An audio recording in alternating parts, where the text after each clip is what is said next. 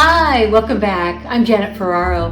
Have you looked for the perfect varnish that wasn't just perfect for the medium of your choice, whether it be acrylic or oil, but was actually the perfect varnish for both acrylic, oil, and giclee prints? Well, today I'm going to share with you two that I've found. One is applied by spraying it, it's an aerosol, and the other one is applied by brushing it on. So whichever way of application you prefer, both are perfect for your medium of choice. The first product I'm going to demonstrate is the Kamar Varnish. This is an aerosol spray. And I'm holding it 10 to 12 inches above the surface of my oil painting.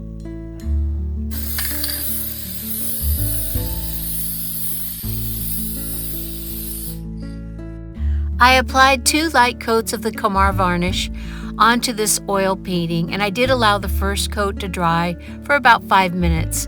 And I do recommend that you do this outside. The odor of the Kamar Varnish is really intense. I am now going to apply the Kamar Varnish to a giclee print that I have mounted onto a board. Next, I'll demonstrate using the Gamvar varnish.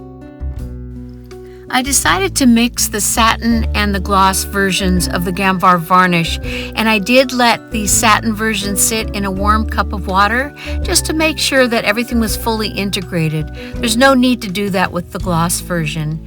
And then I apply it onto the surface of the giclee print, and this print had been previously coated in an acrylic product called an isolation coat, as well as I had textured it with gel medium, all acrylic products.